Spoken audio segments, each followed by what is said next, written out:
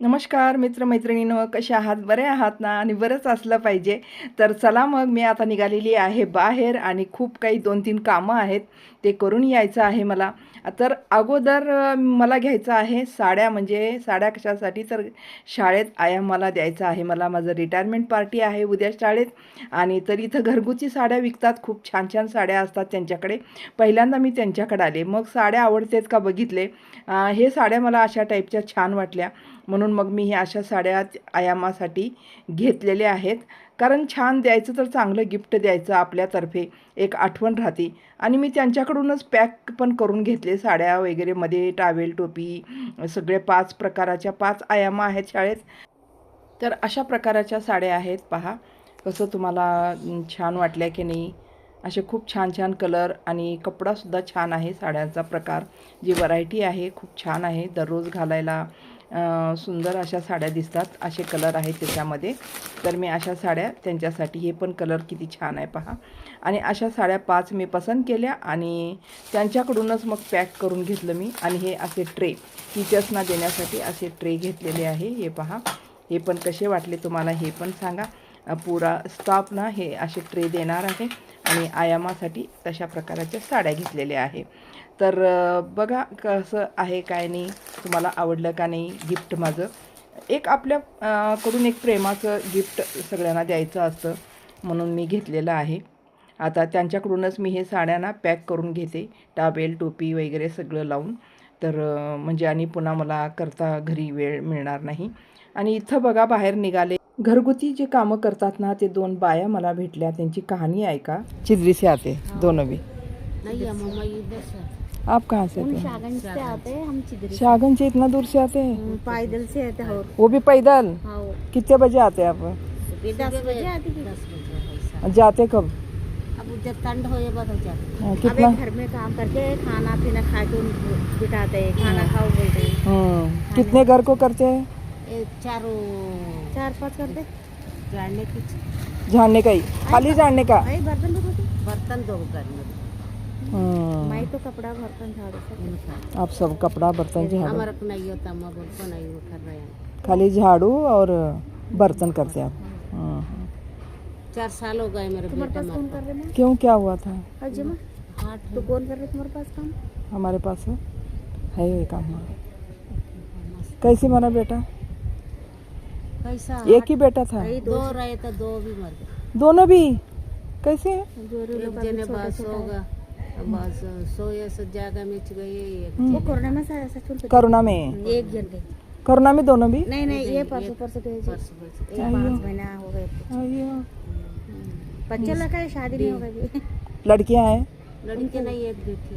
अभी एक बेटी है। वो बड़ा को है उनका नहीं। अच्छा, लड़के को है एक बेटी? छोटा बेटा को एक बेटी है। एक बेटी है। डीसी ऑफिस में ड्यूटी करता था। हाँ, अच्छा।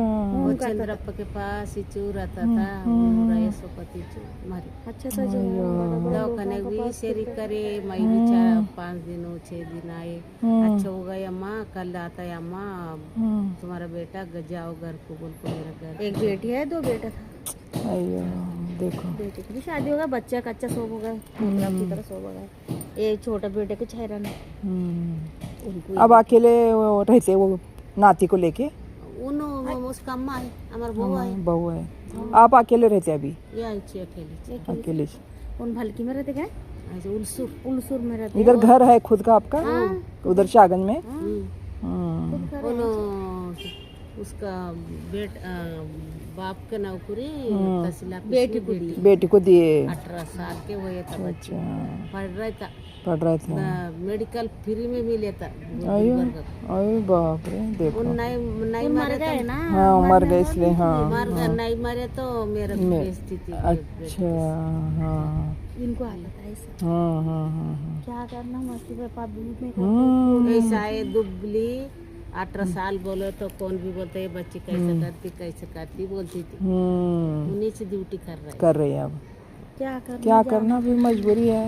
एक दिन वो बाप के याद आए तो उतना रोको खाना चाहिए। बहुत रोती है के लिए बच्ची। वो हमारा बाबा रहे तो उनका हम क्या मतलब उसको एहसास है बाप मरा बोल के किसी किसी बच्चे को एहसास भी नहीं रहता।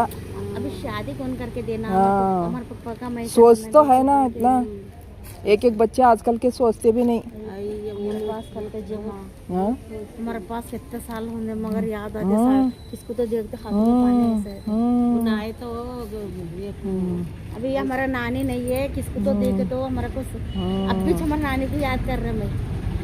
आपके नानी अभी हम गया गया दोनों भी मगर याद आ रहा है मेरा मेरा बहुत जान। रोना नहीं अम्मा, रोना नहीं। ये अम्मा भी किए देखो हमारे पास। अशा प्रकारे ते काम करणाऱ्या बायकांची कहाणी ऐकली, किती दुर्दैवी आहे ना त्यांची कहाणी बघा। आता मी निघालेली आहे बँकेत आणि एवढं काम करून मग मी घरी जाणार आहे। किती ऊन पडलेलं आहे, भयंकर ऊन, काय सांगावं तुम्हाला। उन्हामध्ये ना असं फिरू नका म्हणून गव्हर्नमेंटकडून आदेश पण आलेला आहे। इथं आमच्या भागामध्ये बिदर गुलबर्गा साईडला भयंकर गरमी आहे, ऊन आहे। पण असं असतंय ना, हे कामं अशाच वेळेस करावं लागतं। तर मी आलेली आहे आता, ते जात जाता साड्या घेतलेली होते ते आणि बँकेचं काम सर्व करून आता घरी आलेली आहे। इतकं ऊन बापरे, खूपच। मग आता मी थोडंसं आराम बसते, बसून मग नंतर दुसरं काम काय करायचं काय नाही ते ठरवते। उन्हाळा भयंकर असल्यामुळे मी आल्या शरबत करून घेतली आणि शरबत घेऊनच आता मी दुसरं काम करणार आहे। तर शरबत पण झालेलं आहे आता घ्यायचं। खूप छान शरबत, थंड पोटाला चांगलं वाटत आहे। उन्हातून आलं की एकदम पण घ्यायचं नाही म्हणून मी सावकाश थोडं थोडं घेत आहे। कारण ना अशा वेळेस ना आपल्या शरीराची काळजी आपण घ्यावं लागतं। थोडंही दुर्लक्ष केलं ना आपल्या शरीराकडे मग परत आणि काहीतरी प्रॉब्लेम सुरू होतात। म्हणून आपल्या शरीराची आपणच काळजी घ्यावं लागतं, निष्काळजी करता येत नाही।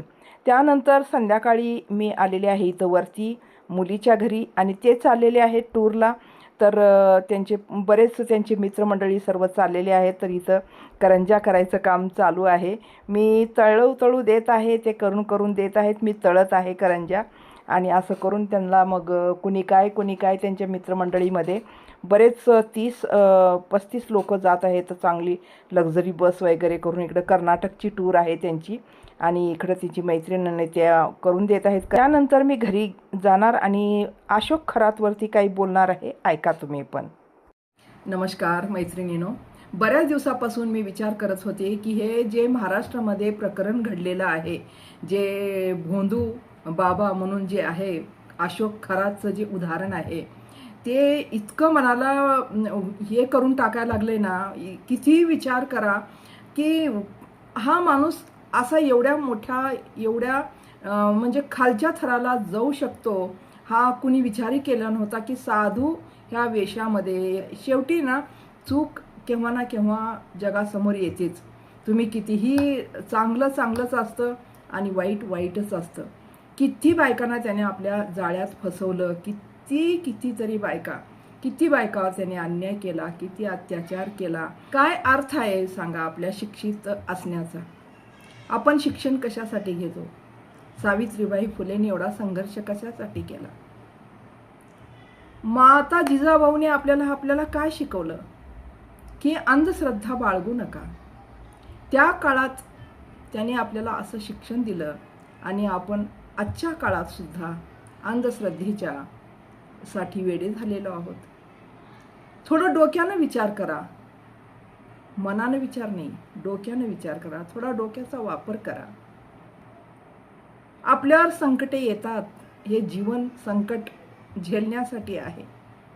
वेगवेगळ्या प्रकारची संकटं असतात प्रत्येकाच्या जीवनात, मग तो पुरुष असो की स्त्री असो, कोणतंही घर असो, प्रत्येकाच्या जीवनात संकटे असतात। त्या संकटातून बाहेर निघण्यासाठी आपल्याला एखाद्या साधूजवळ जाणं हा उपाय तुम्हाला कसा आवडतो, कसा छान वाटतो, कसं तुम्ही ह्याला योग्य म्हणता? तो किती अत्याचार केला, किती अन्याय केला, काय केला ते आता मी इथं सांगू शकत नाही की ते इतकं वाईट प्रकरण घडलेलं आहे ना महाराष्ट्रामध्ये। ते अशोक खराचं कितीतरी त्याच्या जाळ्यात अडकलेले आता सगळ्यांची नावं बाहेर येतच आहेत। तो स्वतः तर गेला आता कामातून, त्याला तर कुणी आता सोडणारच नाही। काही केलं तरी त्याचं जीवन तर बर्बाद झालं। एवढं मोठं कांड केल्यानंतर त्याला आता सोडणार तरी कोण आहे? एवढं करूनही पहा आता त्याचं घरचंही सगळं झालं, मुलाबाळाचं गेलं, बायकोचं गेलं, त्याचं तर गेलंच गेलं. पण त्याचबरोबर किती बायकांची नामुष्की गेली, किती बायकांची इज्जत गेली, किती बायकाचं वाटोळं केलं त्यानं, हे पहा ना करा.